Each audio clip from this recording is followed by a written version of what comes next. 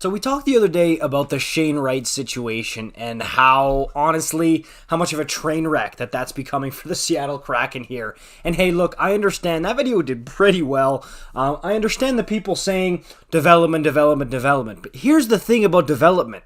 Look, when you sit a guy on the bench, you blindfold him, you turn him sideways so he can't even look at the ice, don't give him any ice time. What was he getting? 5 minutes of ice time per night when he was playing, and now the situation's gotten even worse. We'll get into that in a second.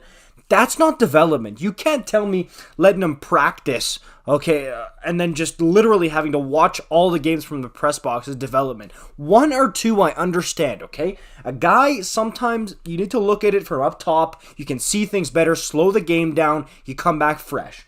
But multiple healthy scratches and multiple times where Shane either doesn't play at all or when he doesn't play, only gets to play like 5 minutes a night, that is not development. That's a botching, dude. I'm telling you right now, send him back to Kingston. Trust me, if this is what you're going to do to him, which we'll get to in a second, just send him back to Kingston. If you're wondering what I'm talking about, yesterday against the Vancouver Canucks, the Seattle Kraken, they healthy scratched Shane Wright for the second game in a row. Okay? And before that, again, against Chicago, against Colorado, against all these teams, his highest ice time, we talked about it, was 8 minutes, was the most time on ice he's gotten as an NHL player. Slavkovsky, he's also not playing for the Habs right now, but guess why? Not because he's being healthy scratch, he's being carted out as, I don't even know what Ron Francis and the brass at Seattle are doing with Shane Wright. No, he's injured, Slavkovsky is. That's why he's not playing, and even he's gotten up to double digits in ice time so far with the Habs. Shane Wright hasn't even sniffed 10 minutes of ice time in a game yet. 2 healthy scratches in a row. You want to talk about shooting down a kid's confidence? And look, it's not like this kid walked in and was like, oh yeah, I'm the best, but I'm the best. I know he was saying that. Look, I know he was saying that in the interviews. He was saying that he deserves to go first overall, all this stuff. Yes, in hindsight, shouldn't have said that. But here's the thing. When you're touted to be the first overall pick for years, and then you end up going 4th, trust me, I don't care who you are. If that happened to Sidney Crosby, it would be a blow to his confidence. Now, these are not the two same players. I realize that. Shane Wright is not Sidney Crosby.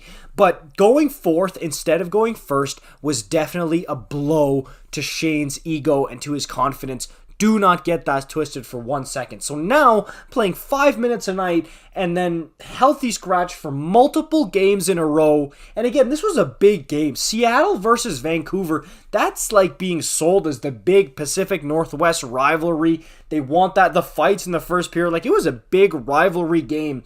To keep your, other than Matty Beniers, your top prospect out of that game, it just doesn't make any sense. The only way I can make sense of it is if he's being sent back to Kingston, okay? Because at least in Kingston, if that's what you want to do with him this year, then send him there so he can light up the OHL and he can really take things to the next level, get his confidence back and say like, oh yeah, I remember now why I was touted to be the first overall pick. I'm so good. Let him do that if that's what you're going to do. But if you're going to keep him in this purgatory where he's with the big club but he's not playing, and when he does play, he plays 5 minutes a night like a 4th line plug, like, dude, this isn't Rafi Torres we're talking about here. It's Shane Wright, 4th overall.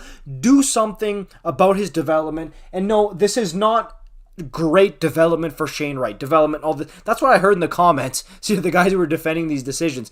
This is not the proper development path for Shane Wright.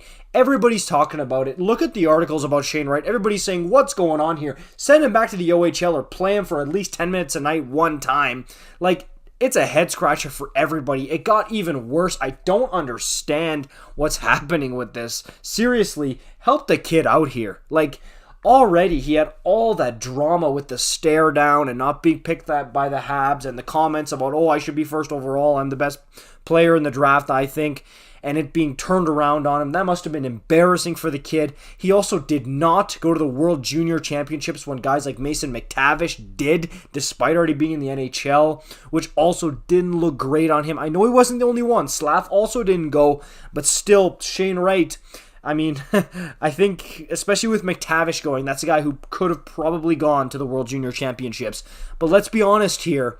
for number 51, hey, you got to make a call here. You cannot keep him in this purgatory here for super long. And I understand that it's possible that they're trying to extend his trial run by healthy scratching him, but that's a dangerous game. Do it maybe once max so we can see from the press box.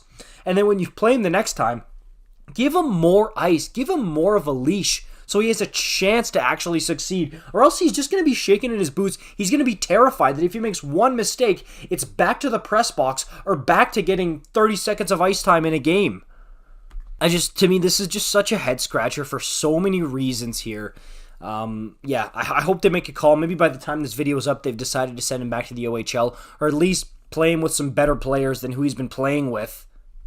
Like, at least give him some power play time, or some time with players who are decent enough to actually produce offense with. Like, nothing against Brendan Tanev or Daniel Sprong, those types of guys. Not that they're bad hockey players, but hey, in the NHL, for a guy like Shane Wright, who's so highly touted, give him some reps with Burakovsky, with Bjorkstrand, with Eberle, with Schwartz, like those types of guys. Yanni Gord, I know he's a center, and so is Shane. Jared McCann as well. Like, there's some good players on this team, as well as power play time, that Shane Wright should be getting some reps with, but instead, he's stuck on the fourth line when he does play, and now 2 straight healthy scratches for Shane Wright, which... that's a head scratcher, man. I don't know what to tell you. Let me know what you guys think about this in the comments down below. I'll keep updating you on this saga. All right, so like, comment, subscribe. See you in the next one. Peace out.